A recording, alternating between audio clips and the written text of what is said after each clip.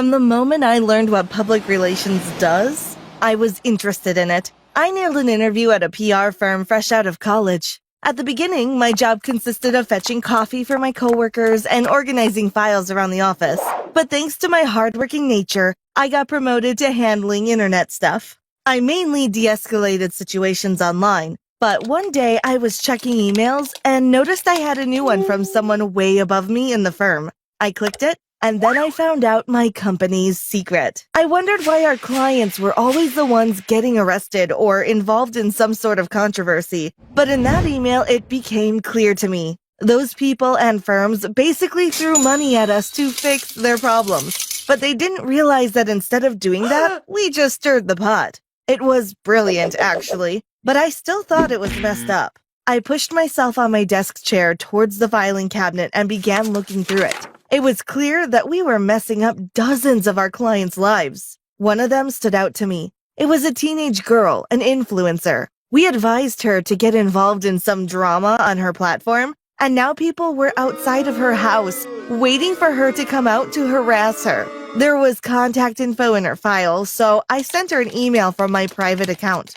The next day, we met up at a quaint little cafe. I wore sunglasses and had the hood of my hoodie up because I didn't want anyone to approach me and didn't want to get recognized. I waited 10 minutes with a cup of coffee until the girl showed up. I didn't recognize her because she was sort of disguised like me. She was wearing baggy clothes, a baseball cap, and dark sunglasses. Olive? I asked when I saw her. She gave me a small nod and sat down in front of me. I began telling her what my company did to her and other clients. Telling her to get involved in the internet beef was just the tip of the iceberg. We had ruined many good things throughout her career. She listened quietly, but I stopped talking when I saw tears rolling down her cheeks from under her sunglasses. She took them off, but immediately covered her puffy eyes with her hands.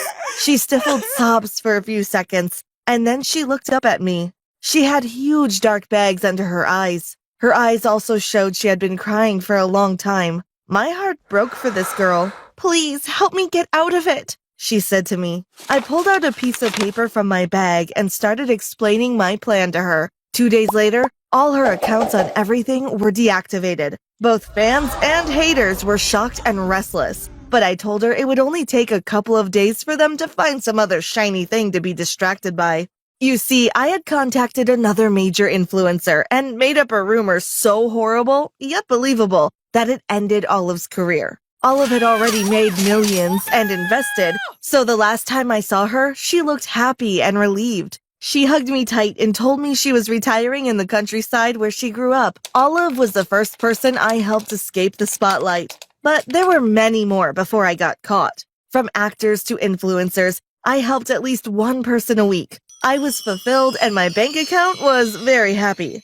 After meeting up with a client over lunch, I returned to my office, only to find my boss looking through my emails. When she saw me, she crossed her arms and looked at me disapprovingly. "You're fired," she said. She had opened my private email account and read through my emails with our clients. It felt as if the world had stopped. I was numb as I packed my stuff in a small box, and I was numb when I arrived at home. I didn't know what to do. All the client files were in my former office. How would I get new clients? After getting fired, I kind of fell into a permanent vacation state. I spent days locked indoors, spread out on my couch, just watching TV and movies, tossing popcorn in the air and catching it in my mouth. I'm pretty sure I wore the same sweaty t-shirt for at least a week, but I showered, right? Not really. I took hour-long baths while listening to music that made me feel like I was in a music video.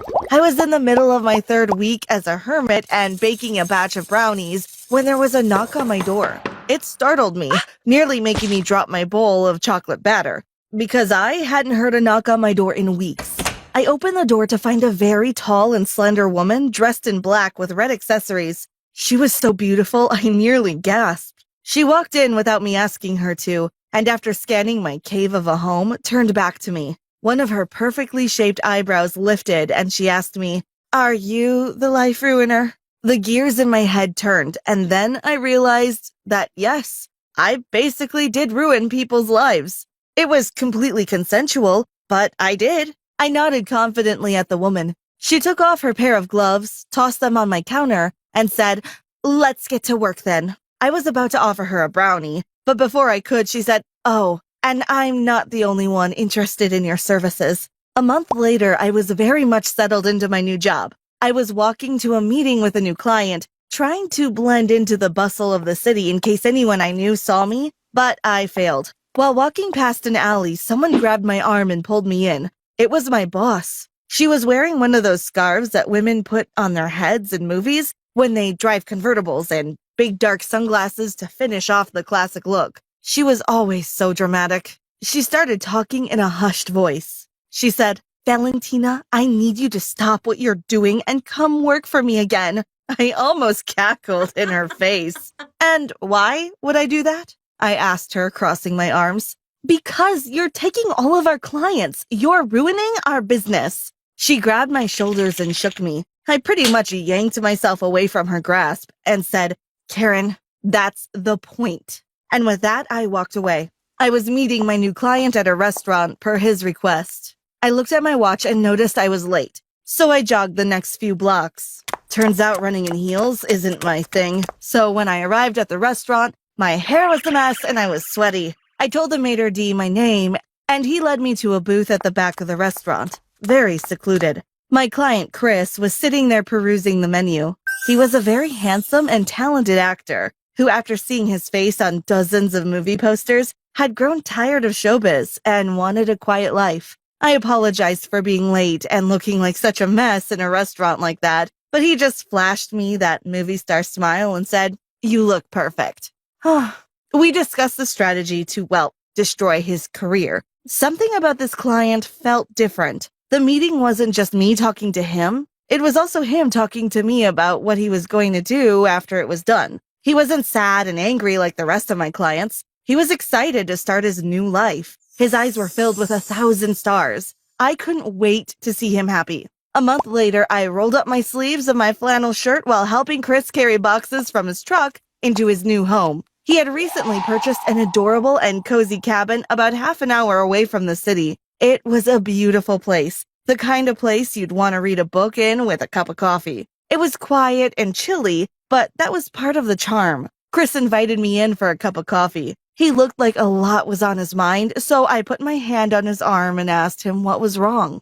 "I wasn't completely honest with you," he said. I asked him what he meant, and he said, "I didn't just want to get out of the public eye because I was tired. I was scared." He looked almost embarrassed. I waited quietly for him to elaborate. "I had a stalker. A man followed me around everywhere I went. He even managed to sneak into my home a couple of times. I was sad he had gone through that." I put my cup of coffee down, then took his and put it down next to it. I gave him a hug, which I could immediately tell he needed. I rubbed his back with one hand and said, "It's all over now. You're all right." After saying bye to Chris and wishing him the best, I drove back to the city. I'm not sure why. It must have been the cabin, but I really felt like going home and taking a bath surrounded by a bunch of cinnamon-scented candles. I parked my car and nearly ran into my condo, wishing I could telepathically start running my bath. When I opened the door, I noticed something felt off about my apartment. I got goosebumps and shivered. I flicked on the light and jumped when I saw someone sitting on my kitchen counter. It was a man. He was wearing a white shirt covered in grease, and the few hairs on his scalp were greasy too. He was fiddling with a wrench. He didn't even look at me when he said, "Where is he?" in a choked-up voice. It sounded like he had been crying. Who are you?" I asked the man. He suddenly looked up and, holding his wrench tight in his hand, he started running at me. I screamed and jumped out of his way, but he just wanted to slam the door shut. "Get over there!" he yelled at me, pointing down at the floor, far away from him, and I was so afraid that I gladly put some distance between us.